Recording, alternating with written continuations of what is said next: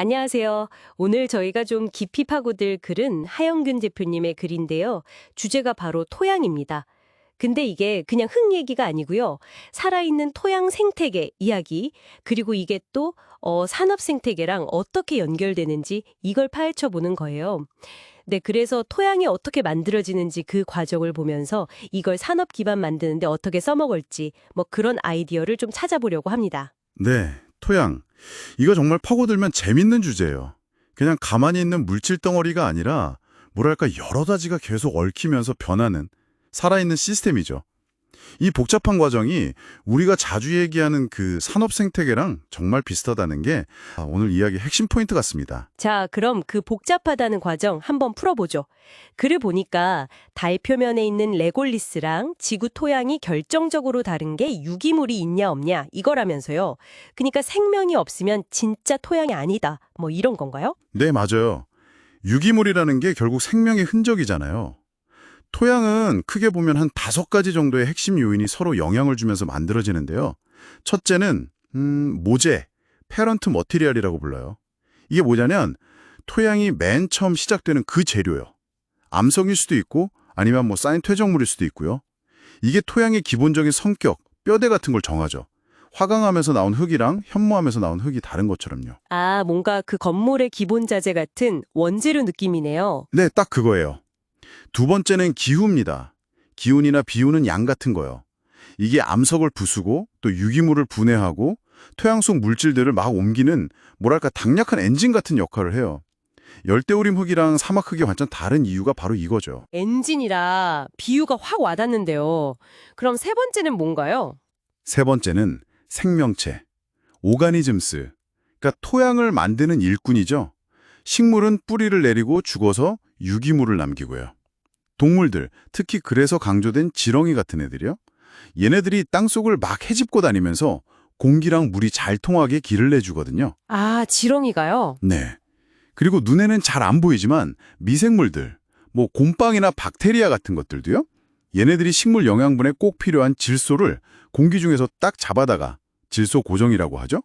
토양을 기름지게 만드는 아주 중요한 역할을 해요. 와, 지렁이나 미생물, 그런 작은 생명체들이 그렇게 큰 일을 한다니 진짜 신기하네요. 그럼 네 번째 요인은 시간인가요? 맞습니다. 네 번째는 시간이에요. 토양도 사람처럼 시간이 지나면서 성숙해요. 막 만들어진 어린 토양은 처음 재료, 그러니까 모재 특성이 강한데 수백 년, 수천 년 이렇게 시간이 흐르면 특징적인 층이 생기고 토층이라고 불러요. 자기만의 성질을 갖게 되죠. 아이가 어른 되는 것처럼요. 아, 시간이 쌓여야 되는 거군요. 그렇죠. 마지막 5번째는 지형입니다. 땅이 얼마나 기울었는지, 어느 방향인지, 높은지 낮은지 같은 거요. 이게 물이 어떻게 흐르는지, 햇빛은 얼마나 받는지를 다 조절해서 같은 동네라도 약간씩 다른 토양 환경을 만들어요. 아, 그러니까 모재, 기후, 생명체, 시간, 지형 이 5가지가 막 서로 얽혀서 지금 우리가 발 딛고 있는 이 다양한 땅, 토양이 만들어진다 이런 얘기군요. 와, 근데 이걸 산업 생태계에 적용한다고요? 여기가 정말 궁금해지는데요. 하 대표님 그래서 이 5가지 요인이 산업 생태계 만들 때도 똑같이 중요하다고 본 거예요. 자, 모재는 그럼 뭘까요?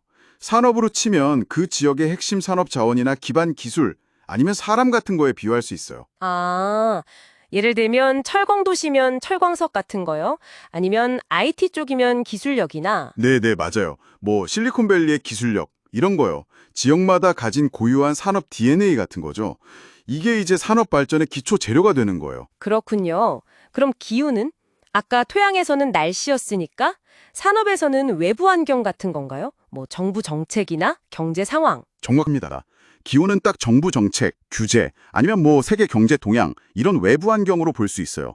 이게 산업 성장을 막 밀어주는 순풍이 될 수도 있고 반대로 태클 거는 역풍이 될 수도 있죠. 그럼 생명체는요? 지렁이 같은 역할은 누가 하죠? 산업 생태계에서의 생명체는 바로 기업, 연구소, 대학, 금융기관, 그리고 숙련된 사람들 같은 다양한 경제 주체들이에요. 이들이 서로 활발하게 교류하고 협력하고 또 경쟁하면서 혁신을 만들어내는 것. 이게 마치 지렁이가 흙을 좋게 만드는 것처럼 산업이라는 토양을 비옥하게 만드는 핵심 활동이죠. 와, 비유가 정말 기가 막히네요. 그럼 남은 시간과 지형은 산업에서 뭘 의미할까요? 시간은 말 그대로 꾸준한 투자와 노력, 그게 쌓이는 과정의 중요성을 말해요. 튼튼한 산업 생태계는 절대 짧은 시간에 뚝딱 만들어지는 게 아니거든요. 꾸준히 연구 개발에 투자하고 사람 키우고 서로 신뢰 쌓고 이 시간이 녹아들어야 진짜 경쟁력이 생기죠. 이 시간 요소를 무시하고 너무 단기 성과만 보다가 실패하는 경우가 많아요, 사실. 아, 맞아요. 너무 조급하면 안 되는 거군요. 네. 마지막으로 지형은 산업에서는 지리적인 위치 조건이나 인프라에 해당합니다. 예를 들어 항구가 가깝다든지 고속도로가 잘 뚫려 있다든지 통신망이나 전력 공급이 원활하다든지 이런 기업 활동에 필요한 물리적인 기반 시설이 얼마나 잘 갖춰져 있냐. 이게 중요하죠. 아, 듣고 보니까 정말 그렇네요. 토양 만드는 거랑 산업 생태계 키우는 거랑 원리가 이렇게 비슷할 줄이야. 단순히 공장 몇 개 짓는다고 되는 게 아니라 이 모든 요소가 유기적으로 잘 돌아가야 하고 무엇보다 길게 보고 꾸준히 해야 한다는 거군요. 그래서도 그 황무지를 옥토로 바꾸는 것에 비유하면서 뭐 로드맵, 타이밍, 인내심 이런 걸 강조했던 것 같아요. 네, 맞아요. 핵심은 이게 다 따로 노는 게 아니라 유기적인 시스템이라는 거예요.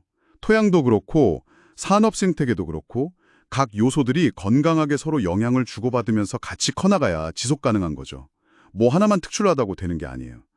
그래서 이 토양 비유는 우리가 산업 정책 같은 걸 생각할 때 너무 단기적인 성과나 겉모습에만 집착하지 않도록 중요한 관점을 제공해 줍니다. 그러니까 내부의 건강함, 그 유기적인 관계를 키워야 한다는 거죠. 와, 오늘 토양 이야기로 시작해서 산업 생태계까지 정말 생각할 거리를 많이 던져주는 시간이었습니다. 자, 이제 마지막으로는요, 듣고 계신 여러분께 한번 질문을 드려보고 싶어요. 오늘 저희가 나눈 이 생태계적 관점 있잖아요. 이걸 여러분이 속한 조직, 아니면 뭐 여러분이 몸담고 있는 커뮤니티, 또는 관심 있는 어떤 다른 복잡한 시스템에 한번 적용해 보시면 어떨까요? 그 시스템의 모재는 뭘까? 기후는 뭐지? 생명체는 누구고? 시간 요소는 어떻고? 지형은 뭘까? 이렇게 한번 대입해서 생각해 보시면 어쩌면 전혀 예상치 못했던 새로운 시각을 발견하실 수도 있을 것 같습니다. 네, 오늘 저희 이야기가 여러분 생각에 작은 씨앗 하나가 되었기를 바라면서 마무리하겠습니다. 함께 해주셔서 감사합니다.